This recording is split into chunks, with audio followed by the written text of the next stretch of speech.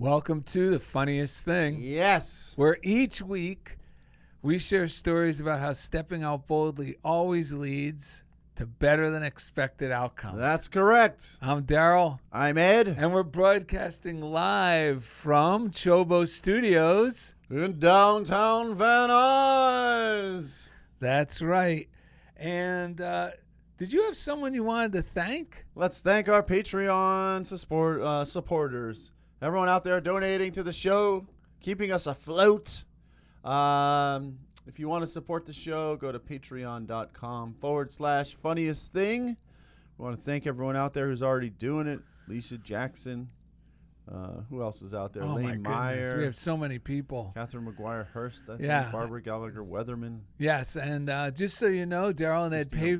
We actually pay for the privilege to do this show every week, so we greatly appreciate any contribution to help make it happen and continue to sharing what we share. You can give as little as $5 a month. Yes. So it's basically taking Darrell and Ed out for a cup of coffee. That's right. And that goes a long way in getting our show produced. That's right. Darrell's got a new book out right now called Break Out of Your Box. Yeah. Available wherever you buy books. If you're watching on YouTube, Ed's holding it so it says "Reek Out Your Box." Ooh. But it is "Break Out of Your Box," ladies and gentlemen. Break Out of Your Box. Starring Darrell Fazaro. Yeah, so you can find that on Amazon.com, anywhere you buy Amazon books. Yes. Also at thiswillmakeYouHappy.com. I should put a link on our website, too. And you should go to Beverly Hills on July 1st, Friday, at 5 p.m. Pacific. You will be able to attend Darrell's art show that's coming up, which is where we got the title from our show. Yeah, it's one of the tell paintings. them where to go. How do they find that? Yes, I'm having an art opening. If you're tuning in, we're talking about July 1st, 2022. From 5 to 9 is the reception at 474 South Rodeo Drive. Correct. Molly's Garage. And you'll get to see my new paintings as well as meet Darrell and Ed in person. Are you going to go to the rug doctor between now and then? I'm thinking about going to the rug doctor, but I don't know. I think I might just go with my normal scalp. Oh, okay. I didn't know if you want to get a new piece, as they say. Piece de resistance. All right. So on that note. That would be a piece of art. La piece de resistance to balding. Before you guys continue, I just got to say, your new book, Darrell, is incredible. Oh, Literally, thanks. I gotta say, the most concise, powerful, yet short books I've ever read, and no fluff, just greatness. Oh, good. That's what we love. You can add it to your morning routine because he talks all about applying these principles to your life. Yes, and they're in little bite-sized essays. So one of the paintings that's going to be on exhibit is actually titled "Leave the Arena, Avoid the Bull." And that's exactly what we're going to do today. And we're going to talk about how we can continue to leave the arena of negativity and avoid the bull. By the way, do you have any spray tan in the place? Because I just realized, because of the wetsuit I wear while surfing, for the people on YouTube could see that there's a white swatch between my arm sleeve. Look, I got that too. Okay. See? Look. All right, but I saw that you had that Trump brand spray tan and something laying around. I didn't know if you had it with you. No, Weinstock borrowed it. He's going to be joining us after the This break. show was actually inspired also by a conversation you had with Weinstock, who came to the rescue when Nick the Poet had to change his date. Yes. And I'm sorry, where are we at right now? Did you give the title yet? Yes, and you're going to tell us what the description of this show is. But yes, Brandon Weinstock, I talk to him often on the phone. We've become good friends over the past several months or longer. And one of the things I was telling him, I was struggling with something between my ears. This is how great this stuff works. I'm not even going to try to remember what it was, but at the time it was obviously bothering me. And he said, well, did you invite God into the conversation? Right. And he followed it right up with, because God loves to be invited into the conversation. Yes.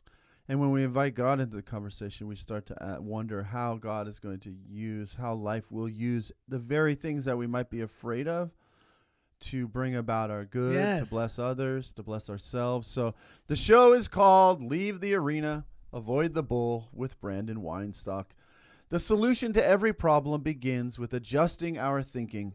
We can choose to leave the arena of fear by inviting God into the conversation. And the first place is between our ears, the conversation we're talking about. Always, yes. Is what's going on in between our ears. Invite this power, this infinite good, to bless that situation, to bless our ideas about what's happening. It really does change everything. When we do, we discover to our relief that our fears were groundless. It was all bull. On this episode, Darrell and Ed encourage listeners to avoid the bull and start living. Inspirational bullfighter Brandon Weinstock. When we say bull, we mean he fights off that bull. Yes. Yes. Bull. And I'm not aware that he ever actually has fought a bull in the arena, but maybe we'll find out. You never know with this guy. He's done a lot of things. Inspirational bullfighter Brandon Weinstock enters the CHOBO arena to read and discuss today's daily word guidance. Are we going to go right into these 3 breaths? Yeah, because you know what happens? You go from tangling with the bull to joining the party of life. Getting back in the groove. It's funny, Josh and I were just talking on my way over here, my buddy who I've known since 3rd grade, about because I got some texts this morning from my mother about what my son's doing college-wise, and I think she's wised up now. She knows, like, I better run this by Ed before I bring it to him. So before she dumps a bag of manure on your son's head. I can tell. I'm glad.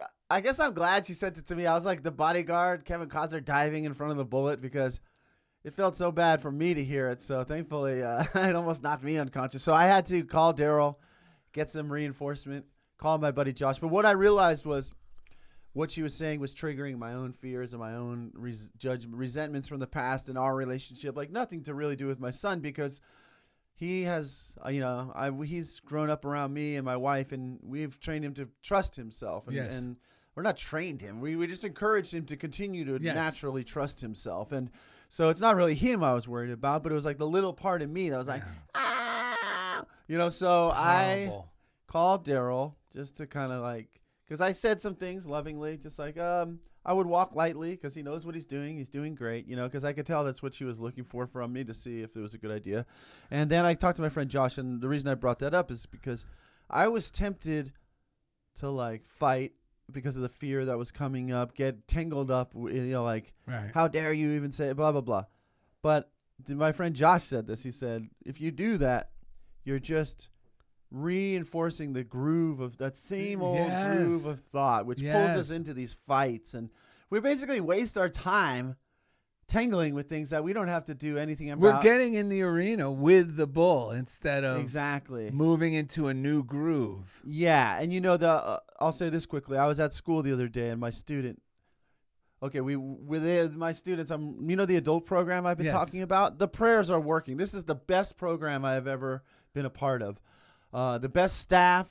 I'm working with normally during the school year I was with 3rd, 4th, and 5th graders, and it's like now I'm with 19, 20, 21-year-old people with some sort of learning challenges, we do life skills and things, and they're just mellow, like they're not. I wish I had that brain. I know. Well, it's funny because my brain's so tired from the school year that I've it's not been operating on full capacity, but I'm learning because of what Brandon said about inviting God into the conversation, that it's actually a blessing, because my brain's kind of like not at its sharpest. Right. But for one, I'm really relating better to my students because they process information a little slower. Oh, that's healthier. And it's amazing how all this is working together. But the reason I brought it up was because, first of all, thank everyone out there who's been blessing the program, people and my program, my teaching, because it's really working. It's been heaven. It's been really relaxing and fun. So we went to the recycling yard. They bring in their recycling. We got $25. We went over to Target. We bought supplies to make chili cheese fries. That was our Thursday activity. One student ate his, comes back in, and there's one plate left. And by this point, it's like cold. Yeah. The fries were not that good to begin with because, we had to put them in a toaster oven out of a frozen bag. You know what I'm saying? They're not like crisp. So, but I'm not thinking, I'm like, you want it? He's a big, kind of a big guy. He's a grown man. He's 19, 20 years old. Go ahead. So the next thing I hear, a staff member comes running. I need to tell you, so-and-so just threw up. And I'm like, it makes sense. He ate his lunch and then 2 cold plates of chili cheese fries. But during this time of COVID and stuff, the staff were concerned. Someone got the fear that it was COVID because of something related to that. So there was this whole panic, right? Oh my God. And then he rides in a van with 3 other guys, and one of the staff rides with him, so they don't want him to get in there, right? And I'm thinking, school's about to be over. I don't want to talk. I just imagine what his mom. I know his mom's sort of like this litigious lady who So I'm like, okay, but living this way, I'm like, I'm the one who's doing a great job teaching. I don't need to panic or anything. So Leonard's talking to his mom. His mom's telling him, just get on the bus and go. The school district's calling and saying, we can't get a hold of mom, right? After you just talked to her. Yeah. So, because the kid, and so they asked me to call her. And I was thinking, that feels really bad. Yeah. Like, I'm so tired. I just taught a whole day. This is the last thing. So I said, anything that feels like that, it's probably not my job. Good. I just blessed it. I just invited God into that moment. And as soon as I walked out to the back, it was amazing because the kid was talking. The kid's mom had talked to her boyfriend. He was talking to her. I mean, the student was talking to the boyfriend. The boyfriend was going to come pick him up. Everything worked itself out because I didn't engage in this stress and panic and this fear. Oh, I better call her. And no, you instead did the most powerful thing, which is change your own consciousness by bringing God into your own mind. Right. That's what we all need to. That's why we love connecting the dots, because we could all trace it back. When my mind's at peace, I'm not blocking the flow of that power. Yeah. That will resolve anything, because the power is naturally right. It's based on harmony. Yes. And all these other, like when we're fearful, it feels bad. It feels horrible because it's really, our thoughts are wavelengths, just like everything in the universe is on a wavelength. And the reason things go smoothly is because when they're in harmony with the universal flow, the groove. Right. But at any time when we get out of the groove in our thinking, it feels bad. The problem is, including myself, if it starts to feel really bad, my mind says this must be true. Right. And we're here to let you know it's not. It's all bull. And that's why it's good to start your day with the morning routine, because it makes it easier to trust that this anxiety is not based in fact. Yeah. Because I did the morning routine just several hours before the anxiety, I'm not saying I will not have an anxious moment, but when I do, I'm more agreeable to someone like Ed saying something positive, help me change my train of thought, or even if I can't choosing to pray and meditate, choosing to call silent unity. Right. Whereas if I wasn't doing the morning routine, I'm convinced from my past experience that anxiety, not only would I be 100% convinced it was fact, but if anyone tried to say, you're really not a victim of this, or that's ridiculous thinking, I would actually argue with them as to why they don't understand this really is a horrendous thing. Like now I'm more willing to believe, because I know from experience that it is just my consciousness. Yeah. And I could change it. I agree. I mean, I think we should maybe end with this breath because I think we should really read some of this stuff to get people into this groove, because it really is hopping from one groove, which is fear, doubt, and worry. Like I woke up this morning with a lot of that, and it's shifting over into this faith, this place of faith. I mean, you don't have to call it God. You could call it, but you can call it whatever you want. But this higher power, the Taoists would just call it the Tao. It's just the way life flows. Yes. There's this flow. There's this governing principles to life, and people like Florence Scovel shouldn't say like our good comes in over calm seas. Yes. And God has ways. Life has ways that we know not of, especially when we're afraid. Like I didn't know this guy. I'll call him John. I didn't know John existed and he was going to come pick this guy up. No, that's the miracle of this stuff. But I took the time to pause, and this student on his own made arrangements with his mom or whatever to get the ride home. And the guy was so grateful because I stayed an extra half hour, but I didn't mind because and it turned out the kid didn't have COVID. He just ate of course not. Cheese. And it was so crazy because in fear of the COVID, I got to say, fear magnifies these tiny little things and makes them seem really big, right? Because I thought I was going to go out there. I never saw where he puked because I had to get the faculty. I mean, the cleaner uppers to come in to clean it up, which was funny. 3 amazing guys. And then when I went out there and saw what it was like about an 8-inch little splash. I'm like, someone who's really sick is not. I know. This is like someone who's eaten too much, you know. Yeah, and just goes. But the staff was, they were afraid of what it might be, so it looked like this much bigger deal. And it was funny because I got to know these 3 guys, who Cruz, Pedro, and Arturo, who are the guys who came to clean it up, and they had sprays, they had salt, they had sand. I went out there the next day, and it was like pretty much all still there. I was like, what do they do with all that stuff? Love you guys if you ever have a chance to listen, but I'm sure that you they probably cleaned up a different spot. Something, but at any rate, I'm sure the birds will eat that and everything will be fine. But our good comes in over these calm waters. And part of this is a reading from Emmett Fox Around the Year. It's from October 13th. I just happened to open to this the other day, and it goes perfect with our show. Yes. So, it's called Tackling That Bugbear. When what seems an especially difficult problem or a great emergency presents itself, and that's all about how we are relating to it. Perceiving it, yes. Yeah, because it could be going to the DMV or calling a plumber. It could be anything. Many students of truth and many people start by thinking this is very serious and then proceed to brace themselves mentally for a supreme effort and plan to pray exceedingly hard in order to meet the difficulty.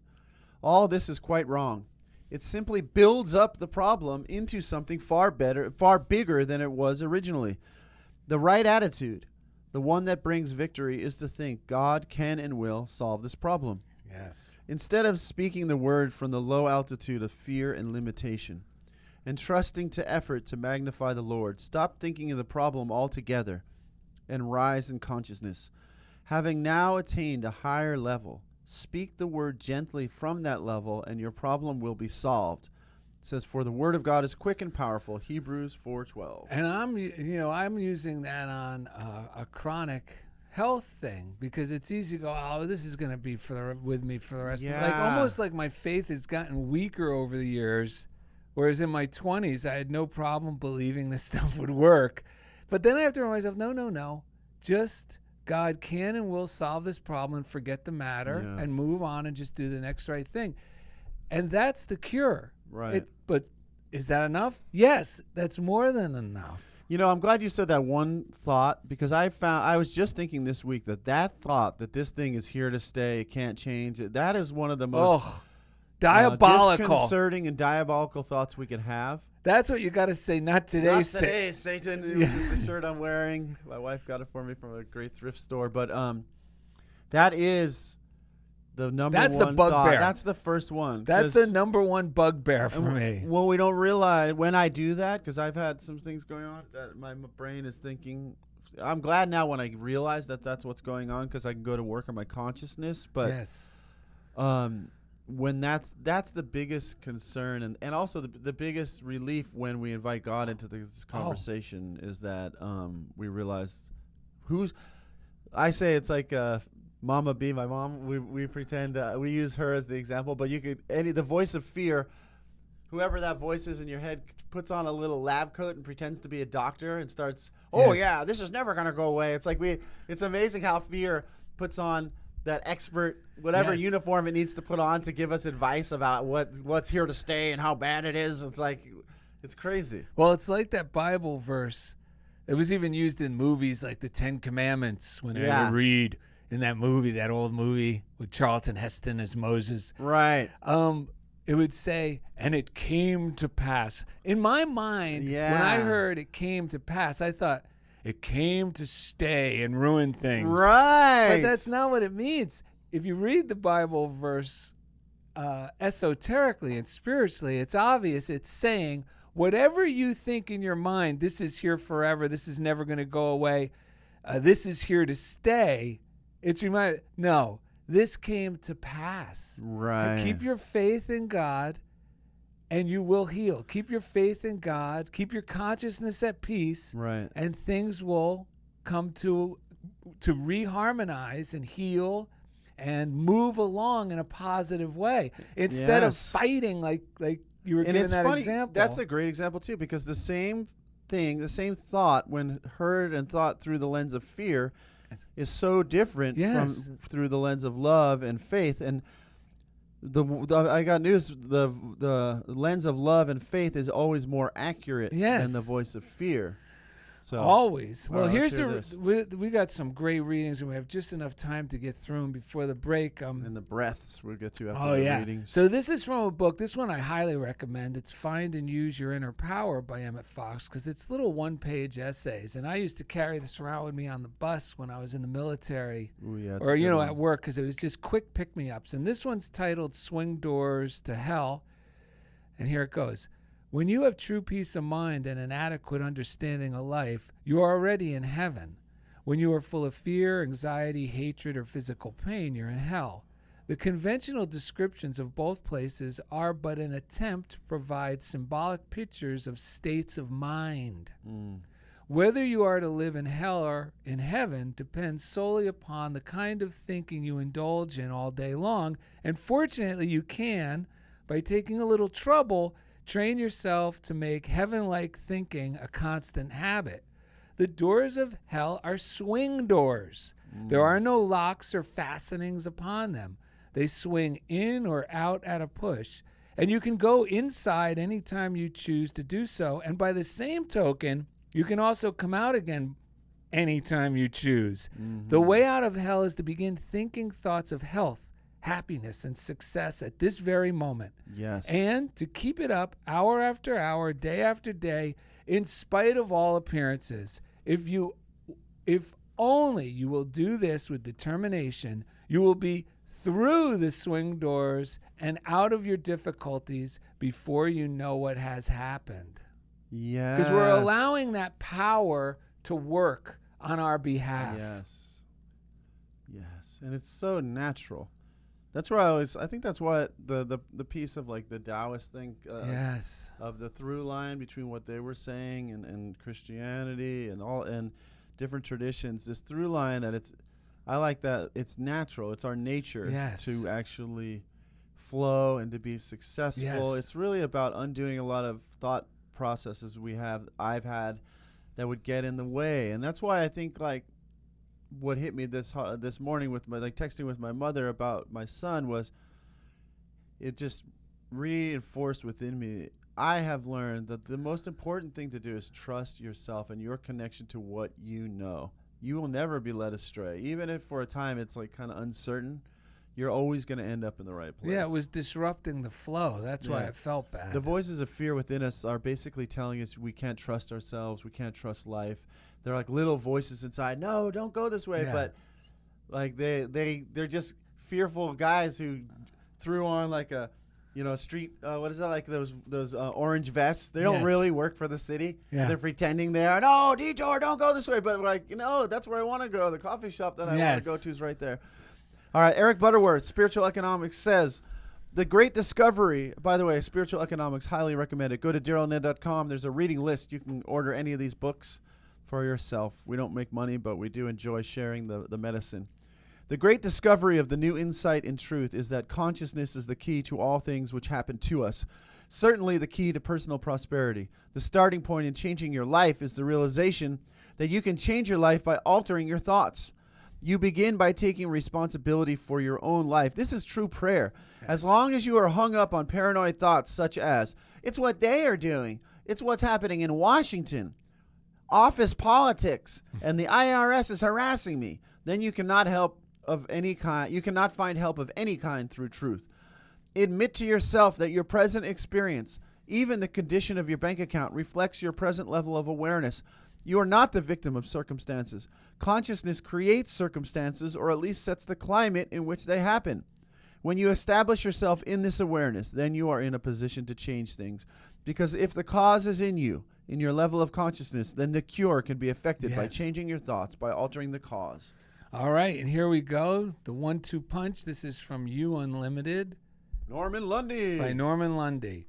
Just what is race consciousness? Like attracts like, fear breeds more fear, hate breeds more hate. Man's troubles are magnified to attract more troubles. Similar thought forms join each other, often to create powerful influences. Yes. When you allow suicidal thoughts or waves of melancholy to go out from you, these will attach themselves magnetically to similar thoughts. Soon you will have attracted a cloud of gloom right over you. Conversely, all the joy you radiate increases the joy of the world. By meditating on the blessings of peace, you can increase the peace consciousness of your country. You can pick up or reject many ideas from this crystallized race thought. It often influences bankruptcies, epidemics, wars, and mass miseries. But all those who seek truth's fair and shining face will ascend above these mental clouds into the pure realm of divine intelligence. Here you will tune in only good, beauty, and peace. You will have risen above race thinking. Yeah, so we'll do our breaths and we'll take a break. But I just want to say, like, we're reading words, and sometimes they can feel highfalutin, like you'll rise above, blah, blah, blah.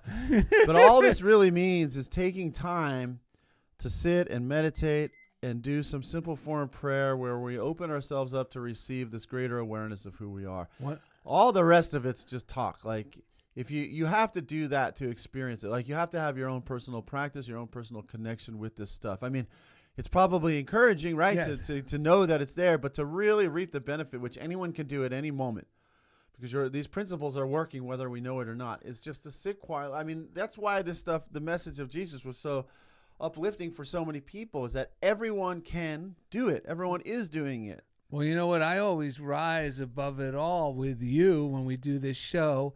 On the wings of love. Together the two of us. Yes.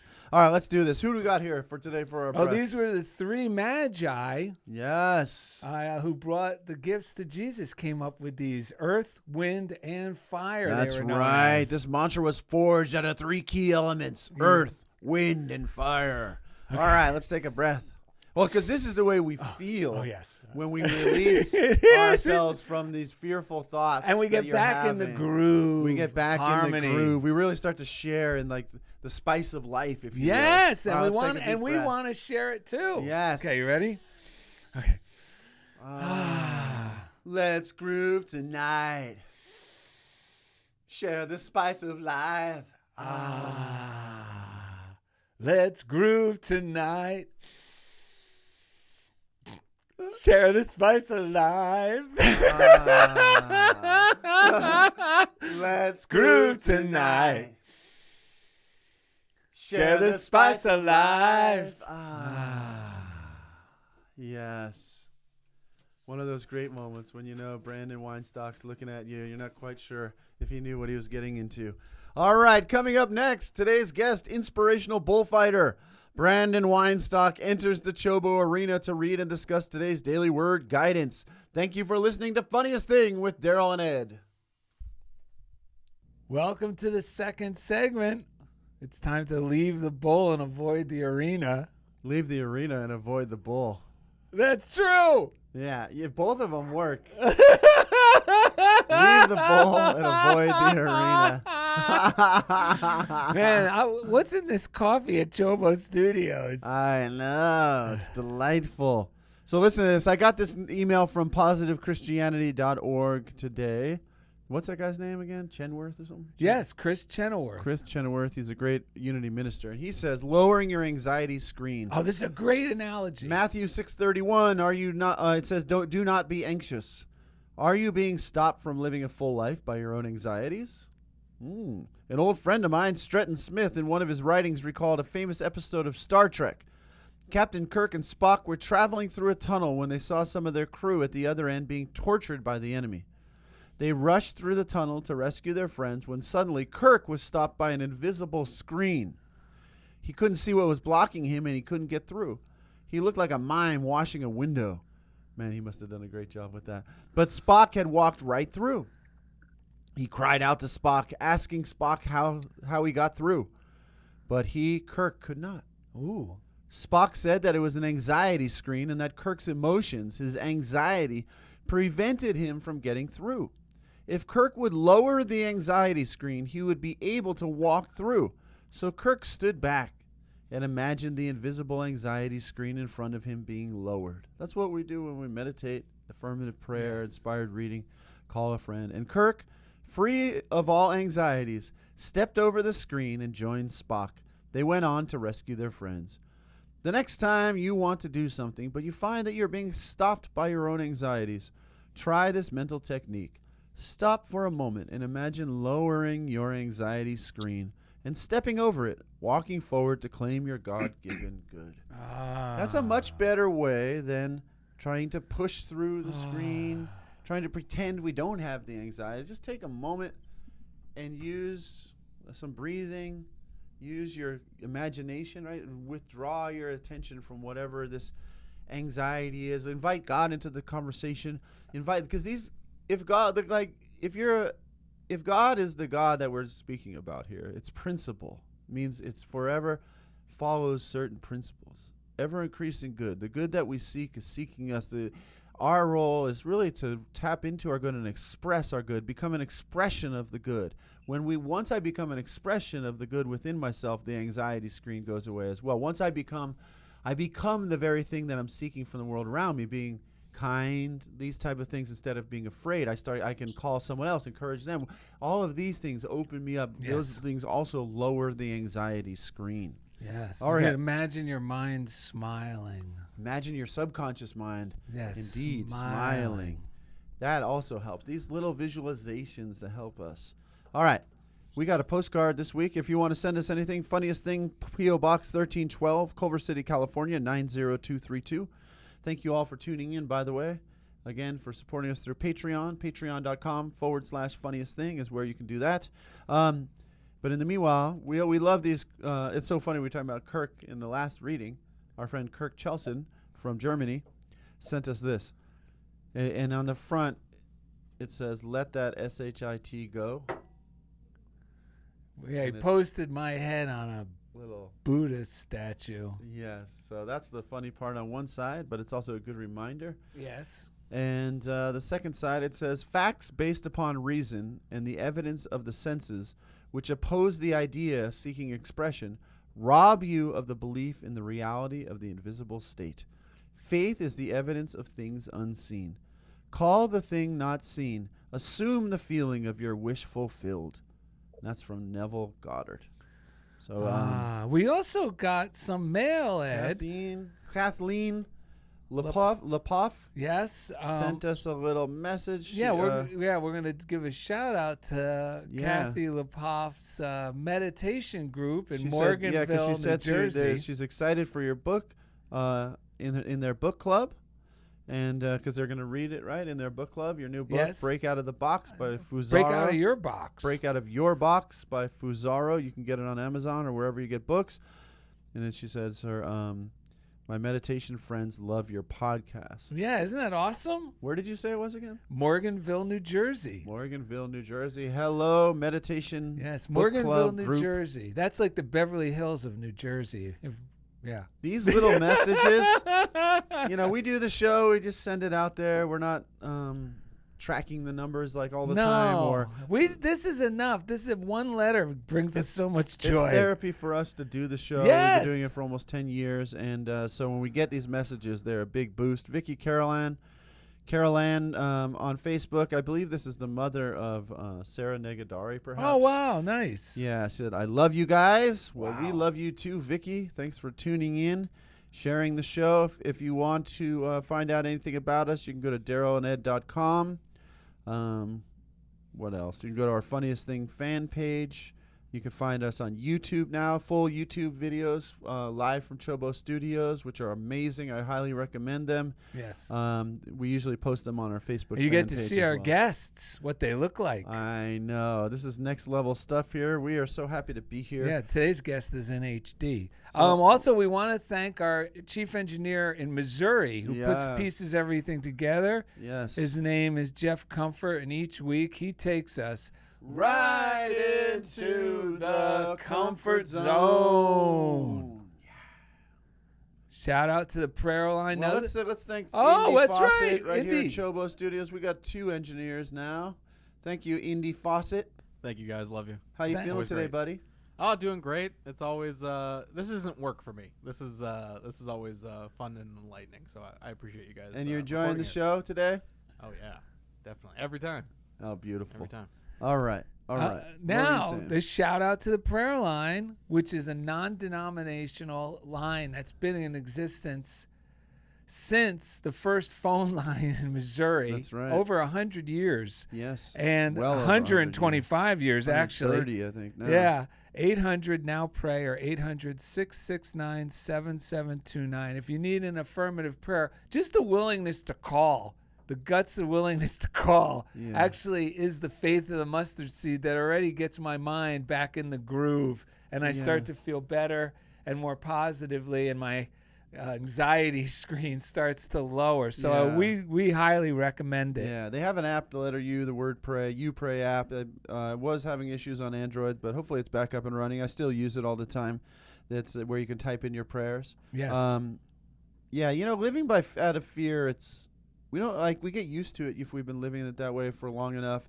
It's almost like there's an imaginary gun to our head, but the good news is there is no gun to our head.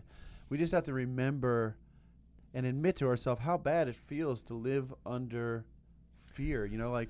I feel it in my neck. I'm letting go of a lot of this stuff right now. The little very positive changes, but they bring up old fears and doubts and worries and things. And this is we need to we're growing. Maybe when we were kids, we didn't have the freedom to, because whatever that threat was, whether it was an adult or whatever, it seems so real to us. We didn't have, but now we have the tools. And sometimes we have to really Darrell and I laugh a lot because that's the feeling of releasing these old ideas. Wait, there really is no one with a gun to my head, right? I don't have to keep living that way. I can choose something new. And the more of us get together and talk about it and share it and read, and it's just very encouraging. And that's why I'm excited about today's guest. Yeah. So for the Daily Word today, we have a friend of Darrell. I'm just meeting him now, but he's a friend of the show already. What do you want to say, Darrell? Let's welcome Brandon Weinstock. All right. How you doing, sir? Hi, guys. I'm great. How are you? Good. Tell us about this beautiful backdrop. For those who are, if you want to check him out on YouTube, you'll see he's in nature out here. Yeah. This is where I'm staying presently with some family. They've got about 2 acres of incredible land out here in the valley in Encino. Wow. It's I'm staring at a garden in front of me, and it's just beautiful. Beautiful. Yeah, 2 acres. 2 acres is no joke. Outside fireplace and a pool and a greenhouse right in front of me and growing vegetables. Yeah, it's a very serene place. Wow, that sounds great, man. So so now that you've been in the green room, quite literally over there. He's in the green room. Yeah. I know you've had a chance to listen in on the show. Are there any thoughts that you've had while you're listening that you wanted to share while we're getting started? Yeah, I don't know how to follow up with you guys. I mean, you guys covered a lot, and I hope that I can add just whatever my experience and life experience and wisdom can bring. There's what I was thinking while you guys were talking and doing all the readings is that, readings are great. I need that new information in my mind, but for me, the readings were never enough. A lot of times I would read them in the morning in my daily routine, and I would just put the book down and I would just forget what I just read. Right. And, I think part of the practice for me in my morning routine, and it's not just my morning routine, by the way. I know you guys, Darrell's heavy on the morning routine, but I just have a daily routine. It starts in the morning when I wake up. Right. But throughout my day, I need to remember to bring what I call God into the conversation. For me, not a religious, God of any sort, but just what I conceive to be that spirit. But throughout the day, when I find myself in worry or fear or even sometimes excitement, I just want to make sure that I try to stay on that narrow path of being being serene. So, but it takes effort. It takes work. I can't just pick up a book and read these great things and then I'll expect that my day is going to go well. Right. Well, I think that why we emphasize the morning routine is I think that's without that starting point, it gets exponentially harder to get back on the beam during the day. Without a doubt. Yeah, and a lot of people kind of dabble in the morning part of it, and they get, I don't have time, this and that. But I have found personally that like starting there and with the expectation that things are going well, but like you said, it is an ongoing re-inviting, having some readings or whatever the little things are that are like the booster shots throughout the day. What kind of things do you do to keep that going throughout the day? That's what I'm curious about. Before I answer that, so Darrell and I were having coffee one day, and he mentioned and it came out of him as natural as breathing. He said, meditation in the morning routine is part of his self-care routine. Yeah. And that blew me away because I never looked at that as a form of self-care, right? Like I always looked at going to the spa as a self-care or massage as a form of self-care, but prayer and meditation and getting into my body, because when I wake up in the morning, my mind is up first. Yes. Right. And I think this is the human condition. I don't think I'm unique in this, but the mind is up first. And then I come to, and I'm like, and that's how I know, by the way, that I am not my mind. Right. Because when I come to in the morning, when I wake up in the morning, there's that couple seconds where it's like, look at you. You've already been up, and you're already, the mind is already up, exercising, planning the day. It has things that it wants to do. It has stories that it wants to tell me. Yes. And then all of a sudden I come to the picture, and what most people do, including me, well, I'll speak for myself. What I often do is I just join into that party right away. Right. I don't say thank you very much for being here, and I'm going to go about my day right now. More often than not, I will join in with whatever my mind is thinking, and that would be the beginning. And then I go and do my morning routine, and then I kind of unravel from that, and I get back into my body. But it's a rare morning where I wake up and it's like there's peace and quiet going on up there, and especially right now, I'm going through some stuff personally where I just had a little bit more turbulence where I'm going through. So, and then when I do my morning routine starts with reading some books that I was reading before, I met Darrell, and then some books that I've acquired since I met Darrell. I usually read no more than 3. I've heard people say that they read, 15, 16 books in the morning. I don't know what purpose that is. It's like sometimes when there's too much information, when there's too much input, it negates everything else that I've done. Yes. So I'm a firm believer of less is more when it comes to input. Right. And then, so I do my readings. I meditate for 20 minutes. I have a form of mindfulness meditation that I practice. I've been meditating for about 16 years. I've recently revamped it, strengthened it, shifted it a little bit in the last year. I do that for about 20 minutes. Sometimes that 20 minutes feels like 5 minutes, and sometimes the 20 minutes feels like 40 minutes, but I do it. And then I pray, and I pray earnestly, for guidance throughout the day. And, if there's specific things that are going on in my life, I do that. And then I do what I like to call two-way prayer, which is a form, based on the reading today, guidance, which is where I actually write on a piece of paper things that are going on with me or a question that I might have for God, and then I listen for the answer. And more, I didn't bring a book. I actually would have been happy to read it. It's in my house, which is a 2-minute walk, but I know that the voice is not me because of the way of the words that are being used and the way it's being said. Right. And even if it is me, it's the highest version of me. Yes. Right. Like whatever is being written on the page is the highest version of me. Right. So that's how I start my day. That can take anywhere from, 20 to 40 minutes, depending on, if I'm a little sluggish in the morning or what's going on, but I have to do 80 to 90% of all that before I walk out the door. Yeah. 100%. And I did it before, I came on, to talk to you guys today. So that's kind of like what the morning looks like. And then more happens throughout the day. Yeah. Well, that's great. I can really relate to what you're saying. And I just want to say something because, to people listening for first time, and I know when I first heard this, I went, oh my God, that's too much. Mm-hmm. But the truth is, like all of us started, I could speak for myself, and I pretty much assume these two guys will agree. In the beginning, it was a willingness. I thank God I had the willingness to give it a try. Yeah. And in the beginning, it was almost like a decree. Something that was shared with me with the promise that it would improve my condition if I was willing to give it a shot. And I gave it a shot from that place. Yeah. And it doesn't, in the beginning, my morning routine, like Brandon just described his, today it's grown to what it is today. Mm-hmm. And although it seems like a lot, we both do it now.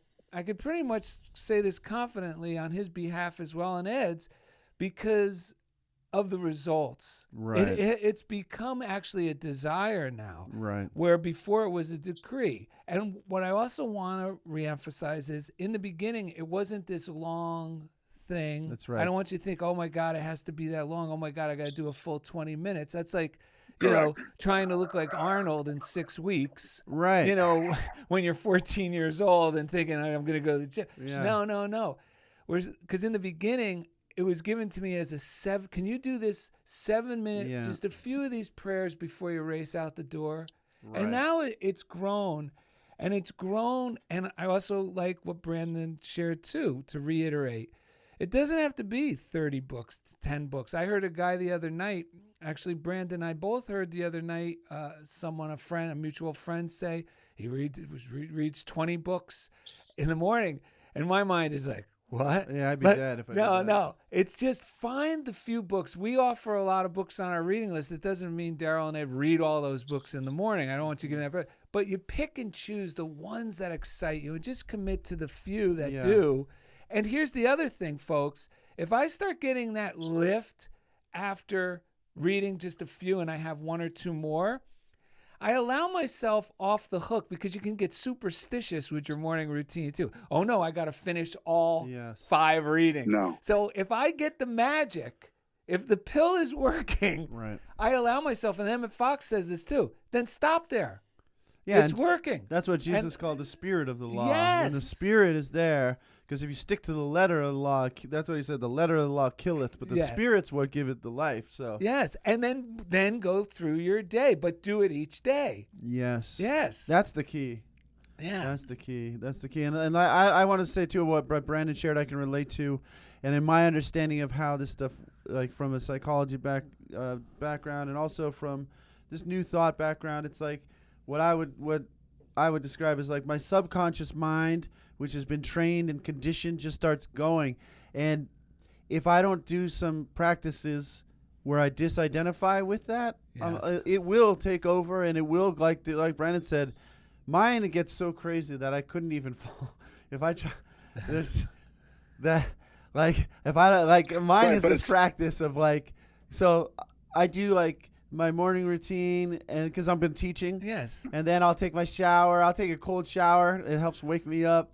I do a couple things. Then I'll sit again before I leave. And somewhere in that process, magic happens. The identification with all that fear down where it starts to let go. Yes. And as that lets go and the whole thing starts to align with God, this divine mind, because that's the beauty of this. This God, it's not like we at least I can speak for myself, and I know Darrell can say, I feel more myself when I invite what we're calling God into. I feel more true to who I am. Yes. And not like I'm bowing to some outside or agency, although it is a voice that comes through clear. And it's like Brandon said, I don't even know where it's coming from, but when I ask and listen, clear things come from. That's not me calculating it at all. And this guidance comes. It's amazing.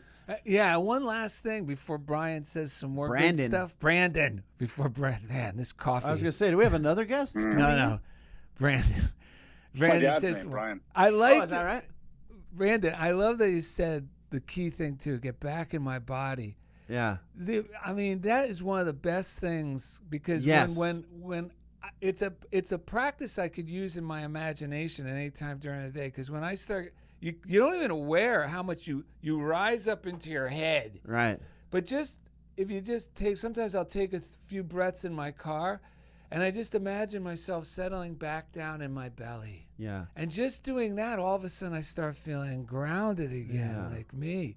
It's a simple practice, but it's a very powerful one. We reconnect, like you said, powerful, because we have to retrain our subconscious mind to be our servant and not the master, because it starts to think that it's the master. Yes. But it will let go by these practices. It's back in the heart. It gets us back with the heart center. Yeah.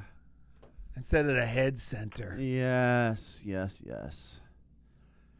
Brandon, you wanted to go daily word, or you got something else you want to throw out before that? Yeah, we can do daily word. It's fine. I can do either one. Daily word is guidance. Yes, let's hear that. When I heed my guidance, every step I take leads me to God. If I find myself wondering which way to go, or if I'm pondering a tough choice, I pause and connect with the best possible guide, my divine intuition. I begin by remaining relaxed and open to divine inspiration. I have abiding trust in God as I consider my thoughts, feelings, and all I know about the choice I face. I am attentive to the impressions that arise within me as I release my concerns in prayer. I hold the guidance I receive in my heart, grateful for my inner knowing, and ready to move in the direction of my highest good. I am never alone in any decision. I walk forward confidently, knowing whatever the path ahead, God is in every step. And then I guess this is a quote from the Bible here at the bottom. When the Spirit of truth comes, he will guide you into all the truth, for he will not speak on his own, but will speak whatever he hears, and he will declare to you the things that are to come. John 16:13. Nice. It's always nice to have Dad read that to me while I'm relaxing. I know. Oh, boy. No, hearing someone else read it, though, for some reason, yeah, it just sinks in, and it's like a soothing drink of iced tea on a hot day. Sometimes I think, like, why am I reading other people's words, right? Because these are other people. This is some other Darrell or Ed somewhere else that was inspired, and they've written books. Right. Why am I not creating my own in the morning? And that's part of like my process when I do this two-way prayer thing, where I'm listening for it, like the positivity that comes on the piece of paper. If I go back and I reread it, it's of the quality of some of the morning readings. Part of me is like, why don't I create my own? Why am I not? Because it's all inside. Yes. Right. It's all in, because even the greatest books, all these daily readers that have written, and I've read dozens of them over the years. They're all individuals who have had their own challenges, have gone through their own darkness, walked their own path, and they feel inspired. And if I can feel inspired, I don't need to write a book, but I can definitely, it's a different feeling when I can relate to it. And I can have some kind of meta with it, right? A certain phrase or a certain word that resonates within me. Mm-hmm. That's what's more interesting to me, right? It might be one word out of a daily reading that I hear. I'm like, oh, that's I just want that one word, and I'll meditate on that word for a minute, whatever that is. Right. Well, that's why we love the teachers we read, because they were very much not about personality as much as how they experienced these principles. Like the Unity movement was all about what you're saying. Like the people that, like these leaders, like Charles Fillmore, who started this movement with his wife Myrtle, he never even put his face out there. Like he wasn't like paintings of him. He's like saying, no, everyone, you got to have your own. I love what you're saying, and that's what I think why people resonate with our show. Yeah. Right. But, but I would ask you, Ed, like, how do you experience it? Right. Like, how do you experience the principles, and what would you write down? And the same for Darrell. Yeah. Like, what would it look like if you had written it down for guidance? What is your experience with guidance? Yes. Right. Right. And I'm not negating anyone else's books, because we need to start somewhere. Right. Well, that's the thing, though. When we read them, I'm not looking at them to tell me as much as to remind me of what I already feel like when I live this stuff. And I think that's the big game changer, is like not putting people on pedestals and believing in any sort of hierarchy of spiritual blah, blah, blah, blah, blah. It's really, enlightenment to me is, am I lighter than I was before, so that I can live and express more of the divine within myself? And that's kind of what our whole show is about. And I think why people relate so much is that we have the audacity. Ministers talk to us like, wow, you guys speak with such authority. How do you do it? But it's because we're not trained by some kind of institution that tells us we're not allowed to speak with such authority. To us, when we read this stuff, we're getting high from it, so we want to share it. We've had other ministers say, you never really can know what Charles Fillmore meant. We're like, what, are you crazy? We know exactly what he meant. Otherwise, we wouldn't be reading it.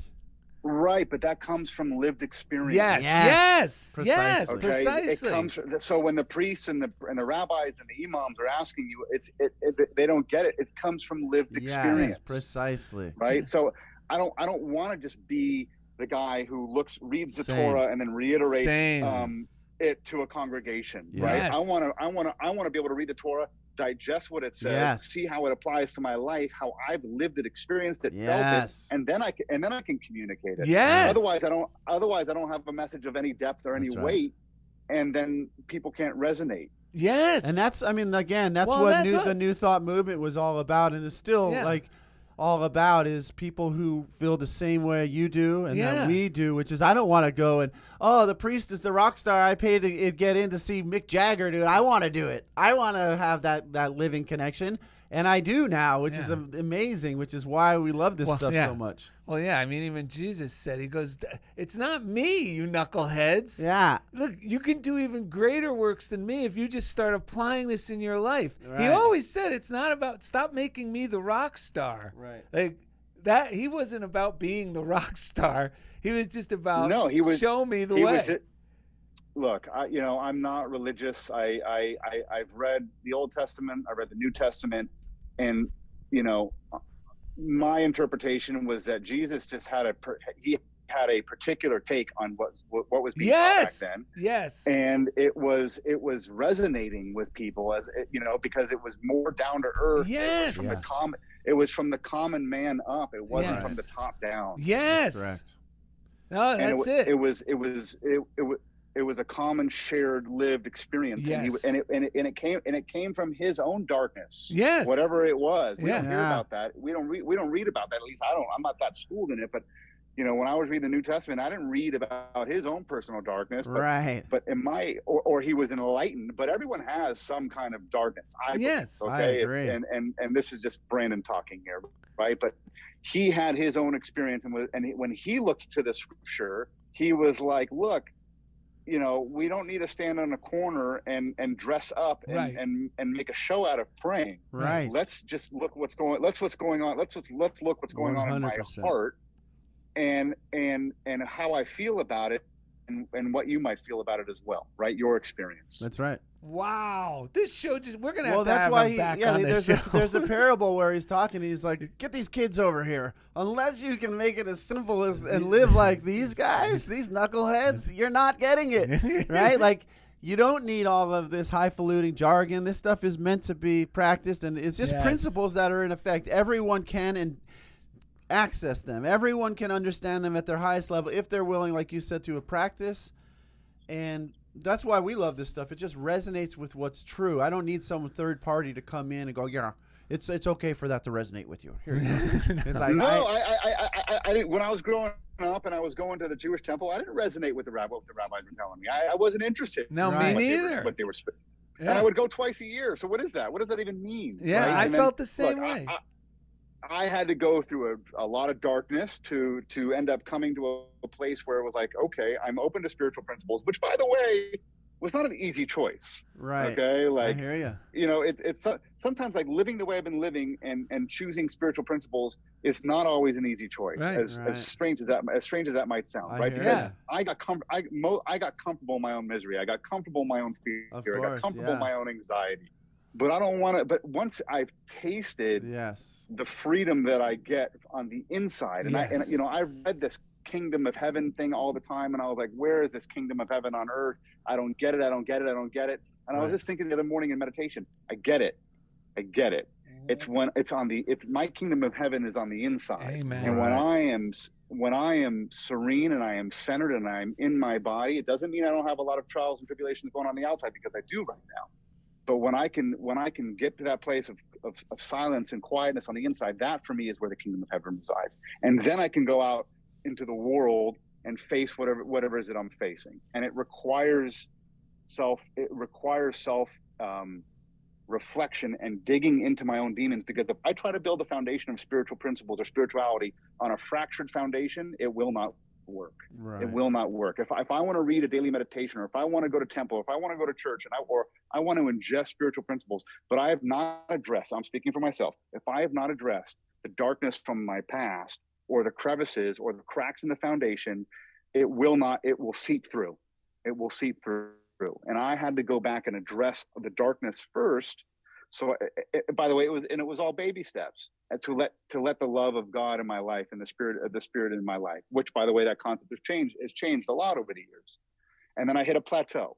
and then I've got to go back and do some more digging because there's more stuff that has come up, right? So for me, my experience is that my higher power, my God, has always been there to support me as I continue to grow and rise in my own consciousness. That's right. And so I have the strength and the ability to go back and to deal with some challenges like I'm dealing with right now, so I can keep moving forward. There you go. Well, on that note, man, we got to wrap up the show. Time flies when we're in the midst of all this great stuff. Thank you, Brandon Weinstock, for coming on today. Yeah, we'll have you back on again if you're willing. Yep, and we'll have you in the studio next time. And my pleasure. Oh, my pleasure. My time street. Hang on for a moment. We got this from TMZ. We can't confirm or deny all of our guests. We tend to dig up these whether stories. or not this is true. But listen what to do you this. got about Brandon? Okay. When Brandon was a young boy, he always felt confident about his answers, right? Cocky even, he was bold with his proclamations. One day during religious studies, the teacher asked the class if anyone knew where Solomon's temple was located. Solomon's temple, Old Testament stuff here. The whole class because I don't even silent. know where that's located. I know, this is what's amazing. The whole class fell silent. No one knew what the answer to that, except for Brandon, of course, who waved his hand vigorously from his spot in the back of the class. He was always back there. Reluctantly, the teacher finally called on him. Okay, Mr. Weinstock, where is Solomon's temple located? Brandon's smile widened as he shared. On the side of his head. That's terrible.